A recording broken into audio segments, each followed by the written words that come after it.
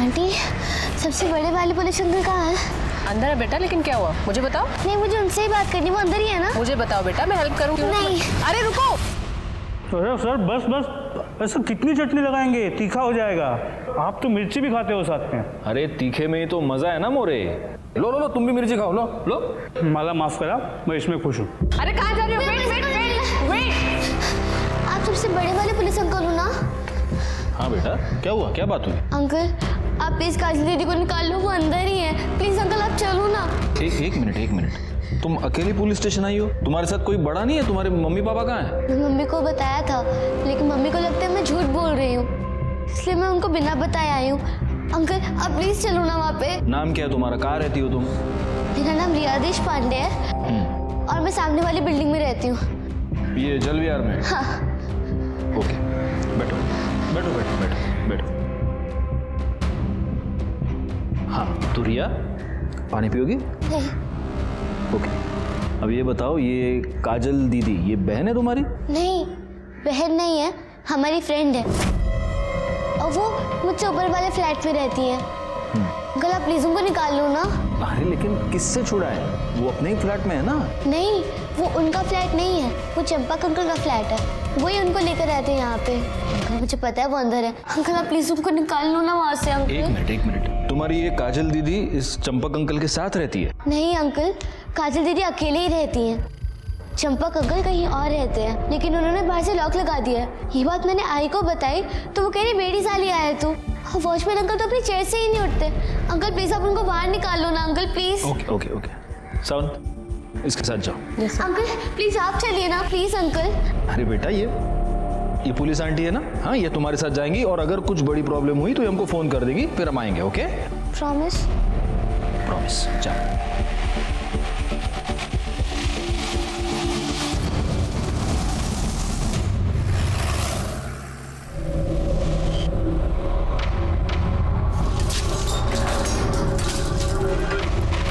बेटा यहाँ तो ताला लगा है, कोई नहीं है अंदर। आंटी है अंदर, काजल दीदी है। आप लॉक तो खोलिए, मुझे पता है वो अंदर ही होंगी। बेटा, हम ऐसे किसी के घर का ताला नहीं खोल सकते। आप मेरी बात सुनिए ना प्लीज, वो सच्ची में अंदर है, मुझे पता है।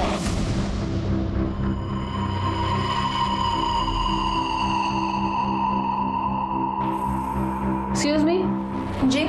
आप इन्हें जानती हैं? जी हाँ, ये चंपक जी का घर है। इनका कोई नंबर वगैरह है आपके पास? जी हाँ, उनका नंबर है मेरे पास। The mobile you are calling is currently switched off. Hello sir, बच्ची सही बोल रही है, यहाँ कुछ ना कुछ तो गड़बड़ जरूर है।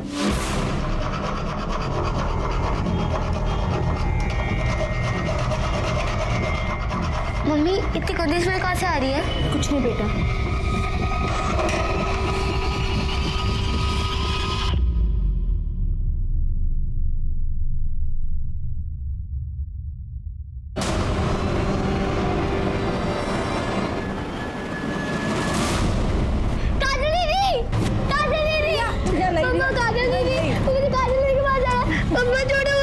प्लीज बच्ची को बाहर ले जाइए और आप लोग चलिए बाहर, चलिए आप लोग बाहर हो जाइए प्लीज। मोरे, पूरा घर ठीक से चेक कर लो। ओ सर, कड़े। कोई चोट के निशान है? No sir. चलिए। कपड़ों की हालत और ये सीमेंट स्टेन्स देखकर लगता है कि इसके साथ रेप हुआ है। सर, जब हम आए तो घर लॉक था, तो मे बी जो ओनर है घर का उसी ने रेप और मर्डर किया होगा। सर, अंदर एक लड़की का आधार कार्ड मिला,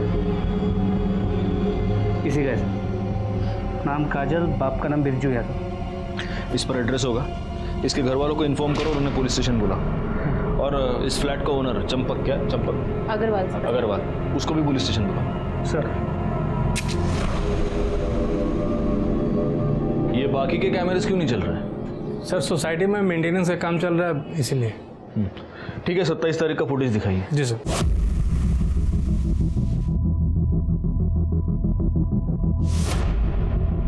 सर, सोसाइटी में पहले से सबको इन्फॉर्म कर दिया गया था कि 27 तारीख को मेंटेनेंस के चलते दिन में 2:30 से 5:30 के बीच लाइट नहीं रहेगी, लेकिन सर काम जल्दी पूरा हो गया तो लाइट 3:30 बजे आ गई। नहीं, इसका मतलब 27 तारीख का 2:30 से 3:30, इसे 1 घंटे का फुटेज ही हमारे पास नहीं है। नहीं सर। ठीक है मोरे, बाकी का फुटेज जल्दी से जल्दी कलेक्ट करो।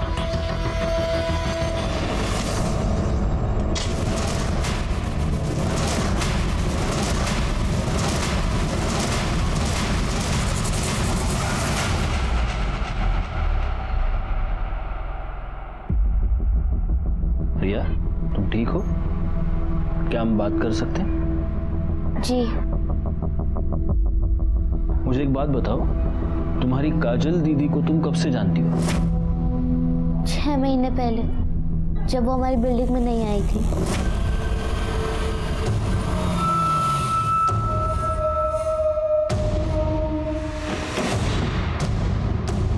काजल, उतरो काजल।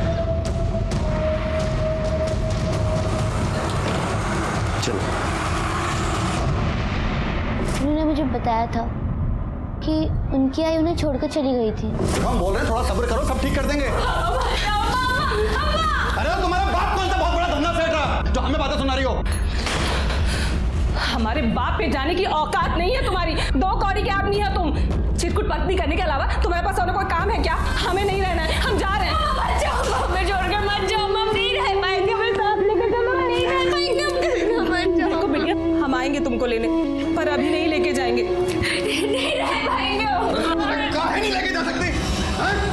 ये तुम्हारी और तुम्हारे पहले पति की औलाद है, तो संभालो इसे। हाँ तो इसको हमेशा के लिए छोड़ के नहीं जा रहे हैं, बस कुछ दिन की बात है, फिर आके लेके जाएंगे हम। तब तक ध्यान रखो इसका।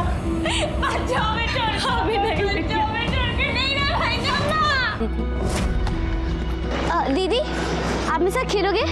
अभी मुझे कुछ काम है, तुम खेलो, बाद में खेलूंगी। हाँ ठीक है। फिर धीरे धीरे हमारी दोस्ती हो गई। तुम मुझे पकड़, ठीक है ना? हाँ। चल चल चल।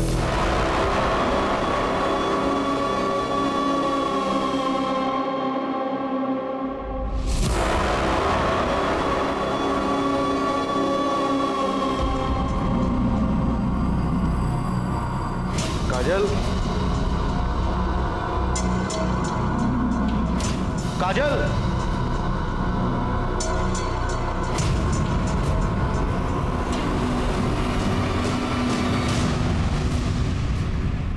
काजल ने तुम्हें बाद में बताया कि वो क्यों भाग गई थी? हाँ, क्योंकि वो अपनी मम्मी को बहुत मिस कर रही थी, इसलिए वो अपनी मम्मी से मिलने गई थी। फिर काजल दीदी कभी भी अपने घर नहीं गई, उनका फ्लैट से निकलना भी बंद हो गया। तुम क्या है? वो अंकल, मुझे काजल दीदी को अपनी नई डॉल दिखानी थी। काजल दीदी नहीं है, वो अपने घर चली गई, अब कभी नहीं आएगी। मुझे पता था अंकल, वो अंदर ही थी। मैंने उनसे बहुत बार बात करने की कोशिश की, मगर डोर लॉक्ड था, मगर अंदर से आवाज आ रही थी। इसने ये सब मुझे बताया, पर मुझे लगा झूठ बोल रही है। बच्ची है, मिस कर रही होगी, इसलिए कहानियां बना रही है। मैं झूठ नहीं बोल रही थी, मैं सच बोल रही थी। अंकल, अगले दिन मैंने उनकी विंडो पे देखा कि काजल दीदी की कुर्ती लटक रही थी, जो पहले नहीं थी। ये बात मैंने मम्मी और वॉचमैन अंकल को बताया। जब उन्होंने मेरी बात नहीं सुनी, तो मैं आपके पास आई। तुमने बिल्कुल सही किया। देखो बेटा, मैं तुम्हारी काजल दीदी को वापस नहीं ला सकता, लेकिन जिसने भी उसके साथ ये किया है उसे सजा जरूर दिलवा सकता हूँ। क्यों चलाया ना? अरे नहीं सर, सर मेरी बात मानिए सर, मैंने कुछ नहीं किया सर, प्लीज। वो सब हम थाने में बैठ के बात करेंगे। सर मेरी बात मानिए सर। अरे सर, मैंने यकीन किए सर, मैंने कुछ नहीं किया सर, प्लीज मेरा। आपने कुछ नहीं किया? नहीं सर। फिर फोन बंद क्यों था आपका? सर वो मैं पनवेल गया था, तो मैं चार्जर घर पे भूल गया था, तो फोन की बैटरी डाउन हो गई थी सर। सर सच्ची सर मेरी बात, आप चुप रहिए। सर, सर मैंने कुछ नहीं किया सर, बाकी बातें थाने में मानिए सर। अरे sir sir sir please sir.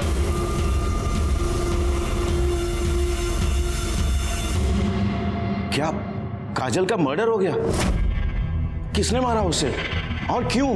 यही तो हम भी जानना चाहते हैं। वैसे जलविहार वाले फ्लैट की चाबी सिर्फ आपके पास थी। सर आप मुझ पे शक कर रहे हैं, मैं उसे क्यों मारूंगा?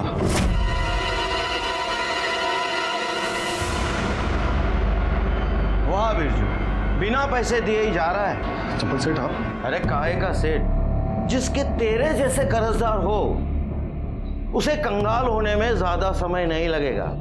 देख, पहले मेरे 8 लाख रुपया वापस कर, फिर यहां से हिलने की सोचना, क्योंकि बिना पैसे मैं तुझे मरने भी नहीं दूंगा। सेठ जी हम तो बस नई जगह नया काम ढूंढ रहे हैं सेठ जी, ताकि 2 पैसे कमा के आपकी उधारी चुका सके। सेठ जी थोड़ी मोहलत दो ना। मोहलत? अरे बहुत दे दी मोहलत और बहुत कर लिया विश्वास। देख, अब या तो तू मेरे पैसे वापस दे दे या कोई गारंटी। तो पहले से ही सब कुछ गिरवी रख चुके हैं सेठ जी, अब हमारे पास कुछ नहीं है सेठ जी। वो तू देख ले, पर आज मैं यहां से हिलने वाला नहीं।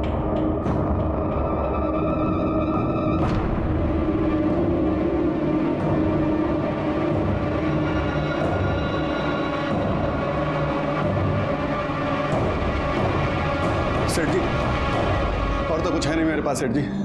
सेठ जी आप इसे गिरवी रख लीजिए सेठ जी, आपकी गारंटी हो जाएगी और हम कहीं भागेंगे भी नहीं सेठ जी। सर, काजल को रखना मेरी मजबूरी थी, वरना मैं उस बिरजू को पूरे यूपी बिहार में कहां ढूंढता फिरता। तो काजल पर जबरदस्ती करना, उसका रेप करना, यह भी आपकी मजबूरी थी? क्या सर? रेप? जबरदस्ती? नहीं सर, रेप तो क्या, मैंने उसके साथ ऊंची आवाज में बात तक नहीं की। करड़े सर, इनका सीमेन सैंपल टेस्टिंग के लिए भेज दो और काजल के कपड़ों पर जो सीमेन मिला उसे मैच करके देखो और इनसे उस बिरजू का मोबाइल नंबर ले लो। Okay sir. चलिए। सर एक बात समझ में नहीं है, जिस तरह इस चंपक ने काजल को भागने से पहले रखा था, वो आराम से सोसाइटी में नीचे जा सकती थी। इनफैक्ट रिया के साथ खेलती भी थी। मतलब चंपक ने उसे पूरी तरह बंधक बना के नहीं रखा था। ये बात तो मेरे भी समझ में नहीं आ रही है, वो वहां पर मजबूरी के मारे रह रही थी या डर के मारे? हाँ करड़े बोला।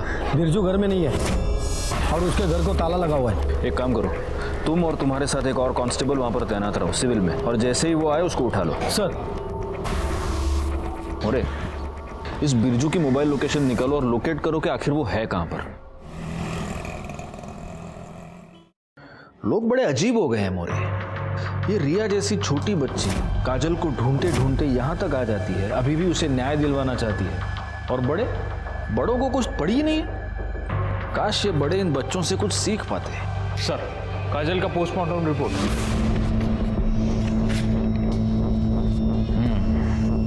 मौत का समय दोपहर को 2:30 से 3 के बीच। मौत गला दबाने की वजह से हुई है और मौत से ठीक पहले उस पर रेप किया गया है। वो तो उसकी कपड़ों की हालत से क्लियर था सर। एक और बात है मोरे, जब काजल की मौत हुई तब वो 2 महीने की प्रेग्नेंट थी।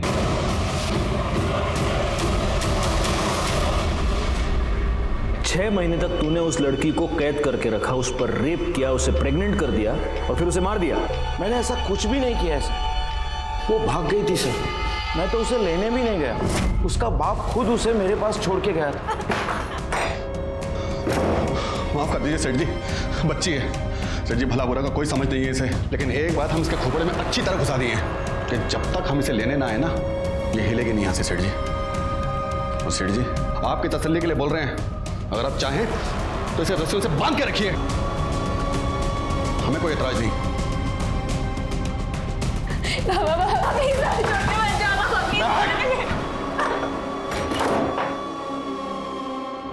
सर, काजल के कपड़ों पे मिले सीमेंट स्टेन्स इसके सीमेंट से मैच नहीं करते।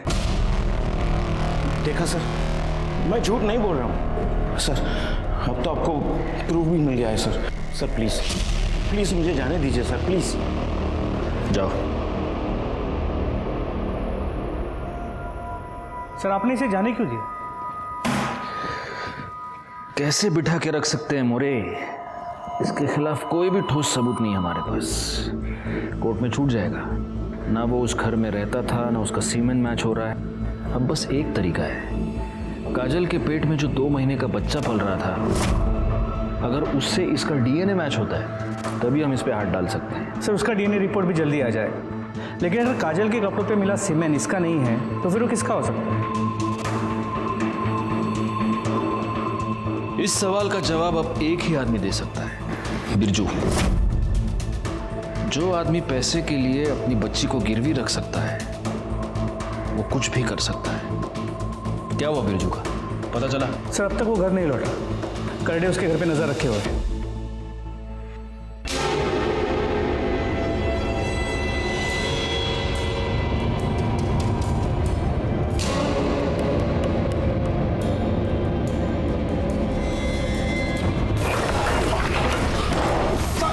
भागने की इतनी भी क्या जल्दी है? पहले बड़े साहब को तो मिल। साहब मैंने क्या किया? साहब चल चल। सौतेला बाप होने का बहुत अच्छा फर्ज निभाया तुम। साहब हम सौतेले से ही मगर सगे से भी ज़्यादा प्यार किए हैं उसको। उसकी माँ के जाने के बाद भी हम ही देखभाल किए थे साहब उसकी। हाँ हम जानते हैं कैसे देखभाल किया तूने। चल ये बता 27 तारीख को दिन में कहाँ था तू? साहब हमेशा की तरह काम की खोज में इधर उधर भटक रहे थे साहब।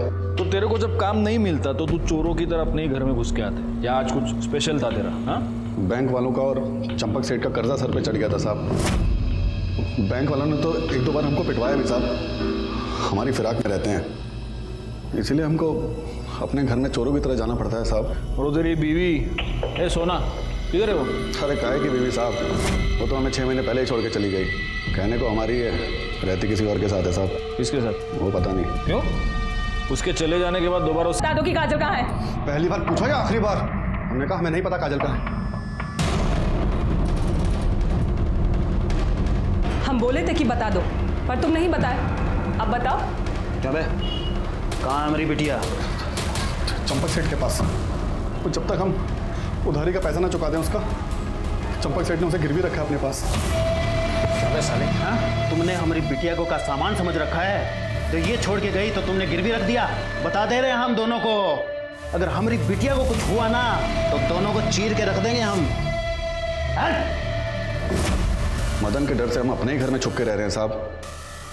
और वो चंपक सेठ साहब बिना पैसे दिए वो काजल को नहीं छोड़ेगा साहब।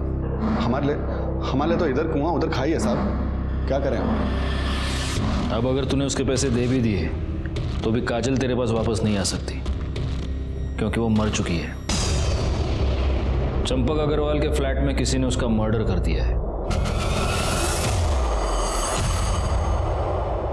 बड़ा ही अजीब केस था, जहां रिश्ते रिश्तों को बेच रहे थे, उन्हें धोखा दे रहे थे। हमने बिरजू का सीमेंट सैंपल काजल के कपड़ों पर मिले सीमेंट से मैच करके देखा, लेकिन हमारे हाथ कुछ नहीं आया। अगर ये दोनों बेगुनाह थे तो फिर वो कौन आदमी था जिसने काजल पर रेप किया, उसे प्रेग्नेंट कर दिया और फिर उसका मर्डर किया? जो भी हुआ था वो उसी टॉप फ्लोर के फ्लैट में हुआ था जहां पर काजल कैद थी, और जिस फ्लैट में सिर्फ चंपक अग्रवाल की फैमिली ही आ जा सकती थी।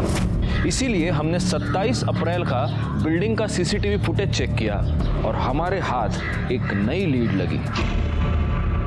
अरे ये तो आकाश है। एक मिनट पॉज करो। सर ये चंपक जी का पोता है, कभी कभी यहाँ आता है। हो सकता है इसी ने रेप किया हो। एक काम करो, आगे का फुटेज दिखाओ, देखते हैं ये बाहर कब निकला है या फिर ये अग्रवाल फैमिली का कोई और मेंबर आया है या नहीं। दिखाओ जरा। बस सर इतना ही है। सर अगर वो आकाश है तो वो दिन में 2:30 बजे आया है और शायद इसी 1 घंटे के बीच वो वापस चला गया, क्योंकि उसके फैमिली का और कोई दूसरा मेंबर आता जाता दिखाई नहीं दिया। ओके मोरे, इस अग्रवाल फैमिली के बारे में पूरी इन्फॉर्मेशन मुझे चाहिए। किसी अंदर के बंदे को काम पर लगा दो, कोई मेड सर्वेंट या कोई और। अभी ये चंपक सेठ का फैमिली के बारे में क्या बोलने का मैडम? वो फैमिली में सब जेंटलमैन लोग रहते। जेंटलमैन मतलब? इनकी फैमिली में ना 4 मर्द रहते। एक वो चंपक सेठ, उनका छोटा बेटा प्रवीण, उनका बड़ा बेटा नितिन और नितिन का बेटा आकाश। वो 4 लोग मेरे को घूरने का तो छोड़ो, लेकिन ऐसा आंख उठा के भी नहीं देखते। मैं 3 साल से उनके घर में काम करती है। एक दिन तो ना मैं मैडम एक लाल रंग की साड़ी पहनी थी, तभी इधर का सब लोग मेरे को देख के क्या बोला मालूम? बोला सुनीता तू तो मार ही डालेगी सबको। मैडम लेकिन ये घर का लोग कोई भी मेरे को पलट के भी नहीं देखा। एक दिन ना मैडम मैं ऐसा फ्रॉक जैसा ड्रेस पहनी थी, तब मैं सोची थी कोई नहीं तो यह आकाश तो मेरे को जरूर देखेगा, उसका तो अभी उम्र है ना, ये उम्र में तो सब चलता है, लेकिन वो भी नहीं देखा। वो तो दिन भर ना वो उसके आइटम है ना पूजा, उसके साथ फोन पे लगा रहते बात करते। दोनों का लफड़े की वजह से ना घर में एक दिन बहुत बड़ा राड़ा हो गया। मतलब इस आकाश को छोड़ के घर में सब ठीक ठाक सीधे हैं एकदम। अब इस संत आदमी बोले तो नितिन भाऊ वही घर का सब काम काज देखता है, और ये प्रवीण भाऊ वो तो दारू पी के आता है रोज। ये बताइए चंपक अग्रवाल कैसा आदमी है? अभी चंपक सेठ क्या खराब होएगा मैडम, अभी उसका उम्र बच्चा है क्या। और ये नीतू मैडम है ना, ये सबको ऐसा सीधा करके रखी है। हाँ, नीतू कौन है? नीतू बोले तो प्रवीण भाऊ की बाइको। चंपक सेठ और नितिन भाऊ की बाइको तो बहुत पहले गुजर गई मैडम, और ये नीतू मैडम है ना, वो ये सबको संभालती है। अब एक नीतू मैडम अकेली औरत है घर में, और उसका भी प्रवीण भाऊ से बहुत राड़ा चलता है। ये लेडीज परफ्यूम की स्मेल तुम्हारी शर्ट से क्या कर रही है? अरे ये तुम्हारा है। मेरा है? मेरा तो नहीं है, मैं इस शेड का परफ्यूम नहीं लगाती हूँ। तो और किसका होगा? हाँ? मतलब अब तुम घर से बाहर जाके मुंह मारना शुरू कर दिए है ना? यही सब रह गया था। इस तरह से बात मुझसे किया मत करो तुम। बहुत मूर्ख समझ के रखा है मुझे। वो प्रवीण भाऊ को क्या, चंपक सेठ को भी किसी लड़की के लिए बहुत सुनाई थी एक बार। अच्छा, इस घर में कोई लड़की भी रहती है? इस घर में नहीं मैडम, वो मालाड वाले घर में है ना, उधर रहती है। ये चंपक सेठ है ना, एक जवान छोकरी को मालाड वाले घर में रखा है। वो लड़की को लेके ना एक दिन बहुत राड़ा हो गया था घर में। तुमने जल विहार वाले घर की चाबियां किसी को दी थी? हाँ, प्रवीण लेके गए थे 2-3 बार चाबी तो। क्यों? तुम वहाँ क्या करने गए थे? बाबा वो मैं सोसाइटी की मेंटेनेंस का बिल भरने गया था, और एक दो बार वो सोसाइटी की मीटिंग थी तो उसलिए गया था, लेकिन मैं फ्लैट में नहीं गया था, नीचे से वापस आ गया था। तो चाबी क्यों लेके गया था? अरे बाबा वो इसलिए कल को कोई इमरजेंसी पड़ जाए, फ्लैट पे कोई काम आ जाए तो चाबी तो होनी चाहिए ना अपने पास में। पापा अब इतने सवाल क्यों कर रहे हैं? और ऐसा भी क्या हो गया, घर ही तो है हमारा। और वैसे तो आकाश भी लेके गया था एक बार चाबी। आकाश, आकाश बाहर आओ। आकाश, एक मिनट कॉल कर वापस। जी दादाजी। तू अपने पुराने फ्लैट पे गया था? फ्लैट पर? हाँ वो मैं गया था, ऐसे ही उस घर की याद आ रही थी तो सोचा एक बार होकर आ जाऊं। अच्छा, बड़ी याद आ रही थी तुझे। ये बता, काजल के साथ क्या किया? काजल? कौन काजल? अच्छा वो मेड काजल। दादाजी मैं उसके साथ क्या करूंगा, वो वही घर पे थी, मैं तो बस घर देखा और वापस आ गया। मतलब सुनीता के मुताबिक आकाश जल विहार गया था लेकिन उसने काजल के साथ कुछ किया नहीं। Yes sir. सर सुनीता से इन्फॉर्मेशन मिलने के बाद मैं आकाश से मिलने चंपक अग्रवाल के घर भी गई थी, लेकिन वो वहाँ नहीं था। सर नितिन ने बोला कि वो कहीं घूमने गया है, कहाँ गया है, कब आएगा, किसके साथ गया है, कोई इन्फॉर्मेशन नहीं है सर। अच्छा सर उसके कोई दोस्त का नंबर भी नहीं है। मतलब दोस्तों के नंबर नहीं है और आकाश फोन उठा नहीं रहा। जी हमें जैसा दिखाया जा रहा है वैसा है नहीं। Anyway good job Sawan. Okay sir. Okay More एक काम करो, इस आकाश अग्रवाल के नाम का लुकआउट नोटिस निकालो, और जब तक वो ना मिले उसकी वो गर्लफ्रेंड पूजा, उससे पूछताछ कर दे। लेकिन सबसे पहले हमें चलकर रिया से बात करनी होगी। आओ रिया, ये चॉकलेट तुम्हारे लिए। अंकल मुझे चॉकलेट नहीं खानी। काजल दीदी को किसने मारा? आपको उनके बारे में पता चला? उसी के लिए हमें तुम्हारी मदद चाहिए मोरे। ये देखो, तुम इसे जानती हो? हाँ, ये आकाश भैया है, चंपक अंकल की ग्रैंड से। अंकल ये भैया बहुत बुरे हैं, कि मुझे बिल्कुल अच्छे नहीं लगते। बुरा है? क्यों बुरा है, क्या किया इसने? एक दिन जब मैं काजल दीदी के साथ खेलने के लिए उनके फ्लैट में गई थी तो मैंने देखा। छोड़ो तुझे? क्यों छोड़ू तुझे मैं? तुझे एक बार समझाया था ना, अगर तूने हमारे आने के बारे में दादाजी को कुछ भी बताया जान से मार दूंगा तुझे। दीदी छोड़ो इन्हें, छोड़ो दीदी को। छोड़ो। कौन है तू? मैं रिया हूँ, इनकी दोस्त, और अगर आपने नहीं छोड़ा ना तो मैं चिल्लाऊंगी। छोड़िए इन्हें, छोड़ो। छोड़ो मुझे। दीदी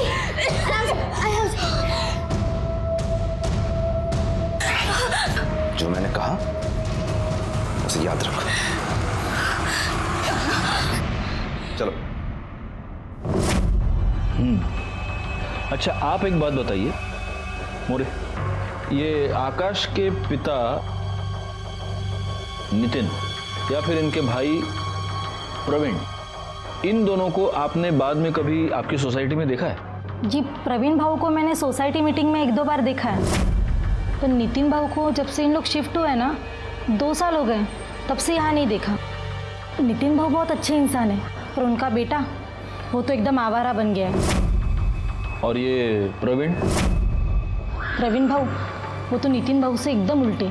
दारू पीना, तमाशा करना, वॉचमैन के साथ मारामारी करना, ये उसका रोज़ का काम है। इसीलिए सोसाइटी में उसकी कंप्लेंट हो गई थी। उसी के बाद चंपक भाऊ ने यहाँ से शिफ्ट कर लिया। ठीक है, हम चलते हैं। रिया, और ये चॉकलेट तुम्हारे लिए। अंकल, आप काजल दीदी को जिसने मारा है अपने पकड़ तो लोगे ना? बहुत जल्दी पकड़े। हाँ? क्या सावंत मैडम, आपको कुछ सुनाई दिया? No sir. मोरे, तुमने सुना कुछ? कुछ सुनाई नहीं दे रहा। वॉल्यूम बढ़ाइए थोड़ा अपना। हाँ चलो बताओ। सर, मेरे और आकाश के रिलेशनशिप में कोई कमिटमेंट नहीं था, वो बस सेक्सुअल था। देखो पूजा, कुछ भी बोलने से पहले जरा सोचना, क्योंकि अगर तुमने झूठ बोला तो सावंत मैडम तुम्हें इतना मारेंगी कि बाद में तुम कुछ भी बोलने के काबिल नहीं रहोगे। जो भी बोलना सच बोलना, ओके? हाँ चलो बोलो, क्या हुआ फ्लैट में? सर, उस दिन मैं और आकाश बेडरूम में थे।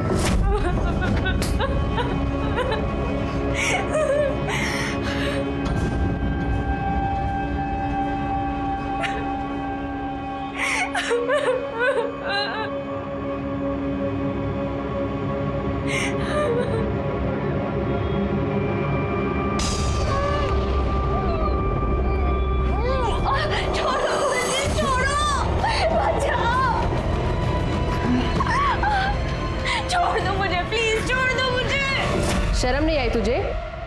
एक लड़की होके दूसरी लड़की के साथ ऐसा करते हुए? तेरी माँ को बताऊं तेरी हरकत के बारे में? मुझसे गलती हो गई, प्लीज मेरी आई को कुछ मत बोलना। आकाश कहाँ है?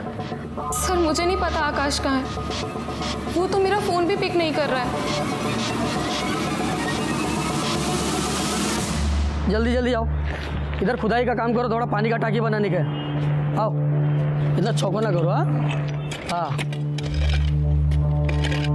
संभालो, संभाल के जरा। अरे ये क्या है? हटो पीछे हटो।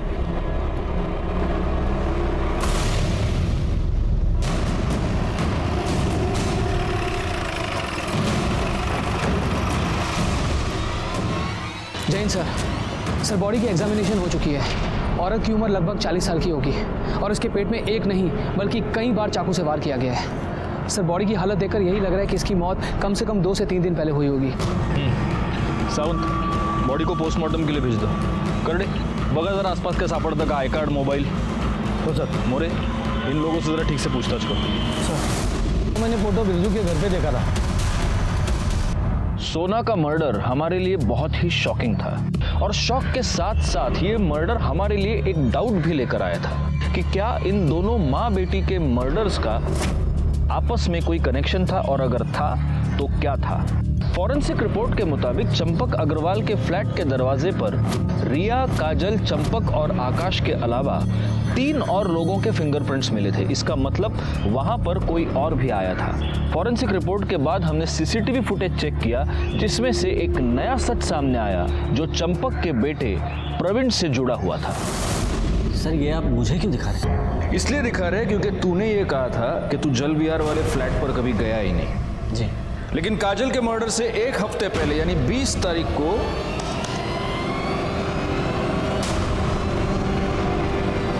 ये तुम ही हो ना? हाँ? वो सर, मैं फ्लैट पे ये देखने गया था कि दरवाजा ठीक से लॉक है कि नहीं लॉक है। दरवाजा? जी। मोरे। सर मैं ठीक तो कह रहा हूँ सर। अरे मोरे, मैंने तुमको रिटेल का भाव पूछा, तुम तो होलसेल में शुरू हो गए। हाँ प्रवीण, बोलो, मार खाओगे, मिर्ची खाओगे या सच बोलोगे? सर, वो 4 महीने पहले मैं एक फाइल ढूंढने गया था जल विहार वाले फ्लैट पर। वहां जाकर मैंने देखा। कौन है तू? ये तो हम आपसे पूछ रहे हैं, आप कौन है? अरे ये घर है मेरा, इस घर का मालिक हूँ मैं। तू अंदर कैसी आई? कर क्या रही है तू यहाँ पर? वो हम काजल यादव है, बीजू यादव की बेटी। चंपक सेठ से हमारे बाबा ने पैसे लिए थे तो वो चुका नहीं पाए, इसीलिए हमको गिरवी रख दिया उन्होंने। हमारे पापा जल्दी आएंगे और हमको छुड़ा के ले जाएंगे। पागल, तू रो क्यों रही है? रोना बंद कर, मैं ना बाबा से बात करूंगा। मैं बाबा से बात करूंगा। ये कोई बात होती कि पैसे के बदले में लड़की को लेकर आ गए? मैं बाबा से बात करूंगा और वो देखना। हम करेंगे ना बात बाबा से। अरे हाँ, तू रोना तो बंद कर, मैं करूंगा बाबा से बात और वो तुझे छोड़कर भी आएंगे, ठीक है? बस तू ना ये रोना बंद कर, ठीक है? और हिम्मत से काम कर। अरे मैं हूं ना, मैं सब ठीक कर दूंगा। मुझे मेरे पापा के पास जाना है। हाँ हाँ बिल्कुल, मैं खुद छोड़ कर आऊंगा।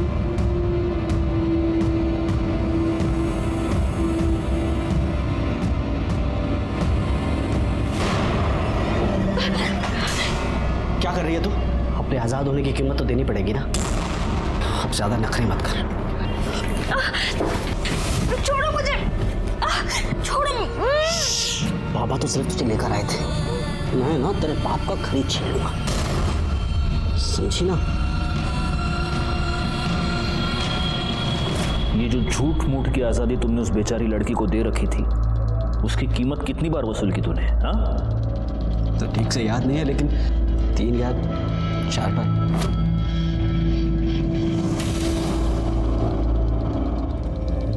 आखिरी बार कब गए थे?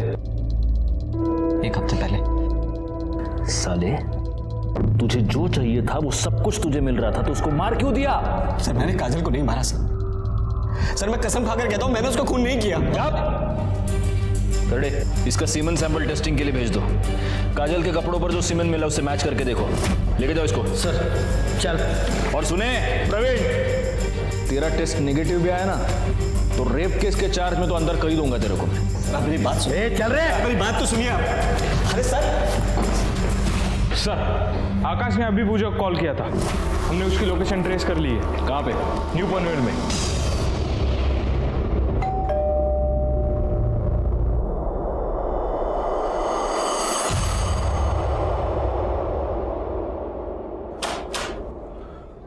क्या है साहब? वो आपसे कोई मिलने आए।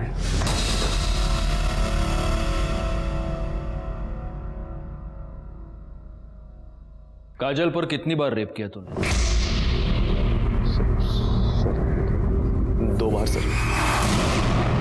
एक बार पूजा के साथ,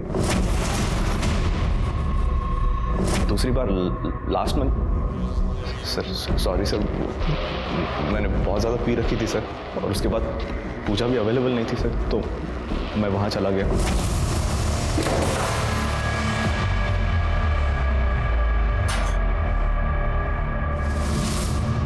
अब क्यों आए हो यहाँ पे? चले जाओ आप यहाँ से, अब चले जाओ वरना मैं चिल्लाऊंगी। मैं बोल रही हूँ। छोड़ो मुझे। चिल्ला? छोड़ो, छोड़ दो। चिल्ला।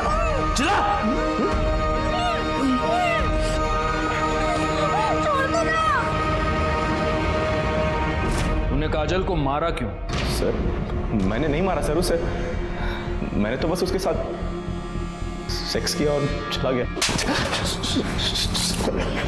तूने सेक्स नहीं, तूने उसका रेप किया, और वो भी 1 बार नहीं 2 बार। मोरे सर, इसका सीमेन और डीएनए भी टेस्टिंग के लिए भेज दो। आणि करडे सर, फोडून टाका या रेपिस्टला। सर मैंने नहीं मारा सर, मैंने नहीं मारा सर। डीएनए रिपोर्ट से यह साबित हो रहा था कि काजल के गर्भ में पलने वाला बच्चा प्रवीण का था, और उस पे कपड़ों पर जो सीमेन मिला था वो आकाश का। इससे ये साफ था कि प्रवीण ने काजल को प्रेग्नेंट किया था और मरने से पहले आकाश ने काजल का रेप किया था। लेकिन अभी भी ये साफ तौर पे साबित नहीं हो पा रहा था कि काजल का मर्डर किसने किया, क्योंकि आकाश का अब भी ये कहना था कि उसने काजल को नहीं मारा। दूसरी तरफ सोना की पीएम रिपोर्ट से ये साफ था कि उसकी मौत पेट में चाकू मारने की वजह से हुई थी, और तभी सोना की सीडीआर डिटेल्स हमारे सामने आई। सर, सोना की कॉल रिकॉर्ड के मुताबिक वो एक शंकर राय नाम के आदमी के साथ रेगुलर टच बैचमेट थे। ये शंकर राय एक हिस्ट्री शीटर है जो चोरी के लिए जेल जा चुका है। ये शंकर राय फिलहाल एक पप्पू नाम के आदमी के साथ रहता है जो चाबी बनाने का काम करता है। अब सर सबसे इंटरेस्टिंग बात यह है कि 27 अप्रैल को दोपहर 3:37 पे ये शंकर और पप्पू जल विहार बिल्डिंग के सीसीटीवी फुटेज में देखे गए। सोसाइटी से बाहर निकल रहे हो 3:37 पे। यानी काजल के मर्डर के बाद उठा लो दोनों को।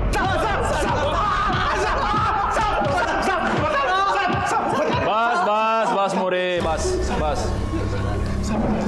हाँ बोलो, 27 तारीख को दोपहर 2 से 4 के बीच जल विहार बिल्डिंग में क्या करने गए थे? साहब उस दिन हम लोग बिल्डिंग में काजल के लिए गए थे साहब। सुना बिरजू को छोड़कर हम लोग के साथ आई थी साहब। उसने बताया कि उसका पहला पति मदन काजल के लिए उसको बहुत परेशान कर रहा है। उसने बताया कि चंपक सेठ ने उसको घर पे रखा है। वो चाहती थी कि मैं काजल को वहाँ से निकाल कर उसको दे दूँ ताकि वो अपने पति को देखे और छुटकारा पा ले। साहब ये पप्पू है, चाबी बनाता है साहब, इसकी हेल्प ली थी साहब। वो टॉप फ्लोर था इसलिए जब भी कोई आ रहा था तो हम लोग भाग के छत पे जाके छिप जा रहे थे साहब। कितने बजे घुसे थे बिल्डिंग में? साहब वो तकरीबन 2:45 बजे का टाइम था साहब। पप्पू ने बाहर वाले ताले की चाबी बना लिया था, सिर्फ लैच बनाना बाकी था। हम लोग बना रहे थे तभी लगा कि लिफ्ट से कोई आ रहा है साहब। हम लोग भाग के छत पे जाकर छिप गए थे साहब। कौन था? पता नहीं साहब, झटका तो तब लगा जब वो भी आदमी अगर छत पे ही छिप गया और लगभग 10-15 मिनट तो वहीं रहा। क्या किया उसने वहाँ पर? साहब किया कुछ नहीं, लेकिन बार बार फ्लैट की तरफ देख रहा था और अचानक नीचे चला गया। हम लोग वहीं रुके, हम लोग देखे कि कोई आने वाला तो नहीं है। जब लगा कि नहीं आने वाला है तो हम लोग भी नीचे गए और जो चाबी बनाया था उसको खोल के अंदर गए। अंदर जाकर देखा तो साहब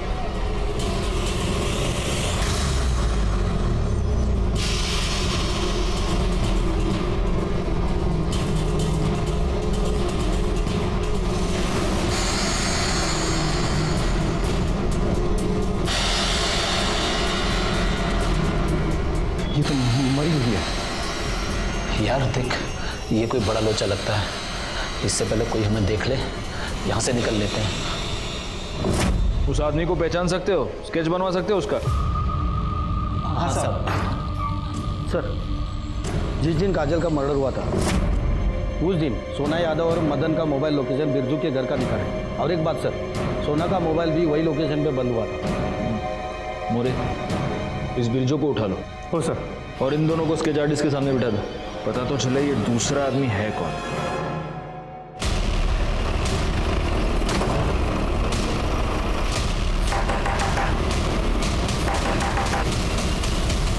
साहब आप लोग, आपका क्या हमने साहब?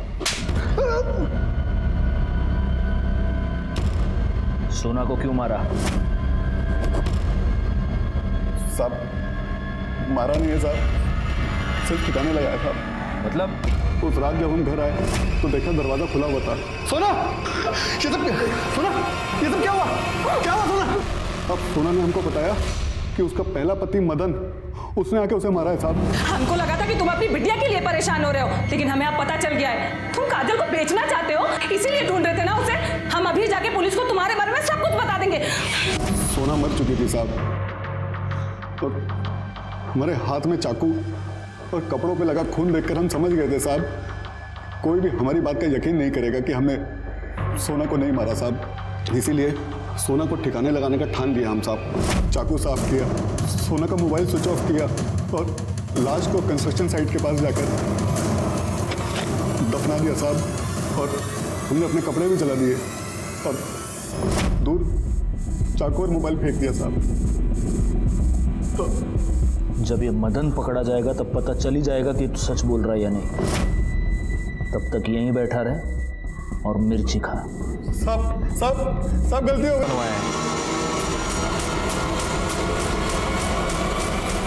डालो इसको। मैंने ही काजल को मारा है सर। मैं उसी दिन समझ गया था कि कुछ गलत हो रहा है जब पापा ने आकाश से काजल के बारे में बात की और उसने गोल-मोल जवाब दिया। इसलिए मैंने उससे अकेले में पूछा तो उसने बताया कि उसी ने काजल का रेप किया,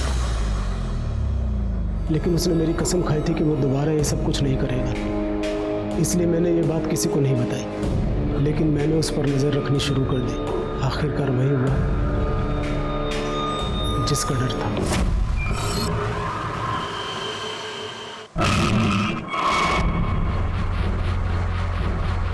मैंने ये सोच लिया था कि आज ही ये सब कुछ खत्म कर दूंगा, इसलिए मैं टेरेस पर चला गया और आकाश के जाने का इंतजार करने लगा। उसके जाते ही मैं फ्लैट में गया और